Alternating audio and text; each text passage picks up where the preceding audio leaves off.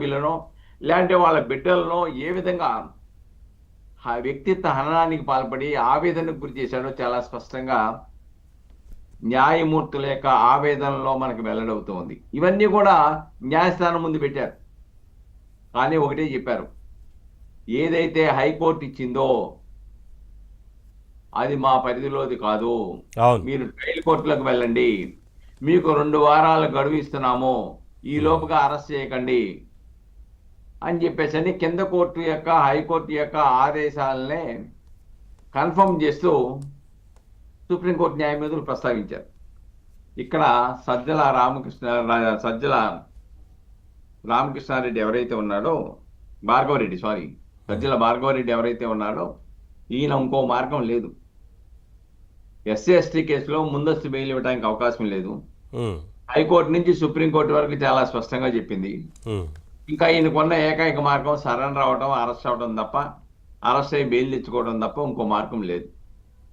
కాబట్టి డెఫినెట్ గా సజ్జల భార్గవరెడ్డిని అరెస్ట్ చేస్తారు. అరెస్ట్కి గురవ్వాల్సింది తప్ప ఇంకో మార్గం లేదు. అందుకే ఒకవేళ ఈ సుప్రీంకోర్టు ఇచ్చింది కదా నేను విదేశాలకు పారిపోతామని చెప్పేసి ఒక ప్రయత్నం చేస్తారని చెప్పేసి విచారణ సంస్థలు కూడా లుకౌట్ నోటీసులు ఆల్రెడీ ఇచ్చినట్టుగా తెలుస్తా ఉంది. ఎందుకంటే చాలామందికి ఇప్పటికే కొన్ని కేసులో లుకౌట్ నోటీసులు జారీ చేసింది మనందరికీ తెలుసు. కృష్ణకాంత్ గారు, ఈ కేసుకు సంబంధించి తదుపరి ఎలా ఉంటుందనుకోవచ్చు? సుప్రీంకోర్టు బెయిల్ నిరాకరించింది, ముందస్తు బెయిల్. ఇక 2 వారాలు సమయం ఇస్తున్నాం, అప్పటి వరకు అరెస్టు చేయొద్దంటూ మీరు సంబంధిత కోర్టును ఆశ్రయించాలంటూ సుప్రీంకోర్టు సూచన చేసింది. సో అక్కడ కూడా అంటే అక్కడ పరిస్థితి ముందే ఊహించే కదా సుప్రీంకోర్టుకు వెళ్ళారనేది అర్థమవుతా ఉంది. తర్వాత ఎలా ఉంటుందనుకోవచ్చు? ఏం చెప్తారు మీరు?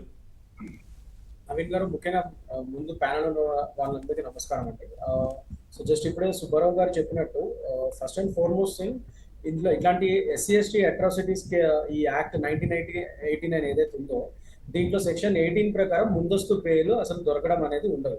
సో ఫస్ట్ ఆఫ్ ఆల్ ఇందులో ప్రాథమిక దర్యాప్తు కూడా లేకుండా ఎఫ్ఐఆర్ నమోదు చేసే ఒక యాక్ట్ ఇది. సో ఎవరి మీద కంప్లైంట్ వస్తే, ఒక ఎస్సీ ఎస్టీ అతను పలానా అతను నన్ను దూషించాడు కులపరంగా అని చెప్పి కంప్లైంట్ ఇస్తే, ప్రాథమిక దర్యాప్తు కూడా లేకుండా డైరెక్ట్గా ఎఫ్ఐఆర్ నమోదు చేయొచ్చు. ఈ యాక్ట్ పవర్ని ఇస్తుంది.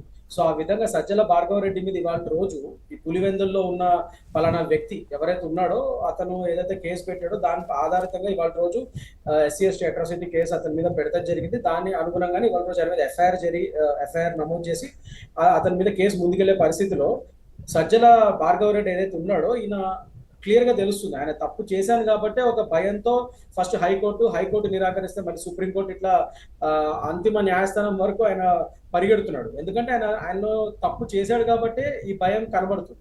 అది క్లియర్, క్రిస్టల్ క్లియర్, అది ఫస్ట్ అండ్ ఫార్మోస్ట్. అండ్ ఇక్కడ ఇంకోటి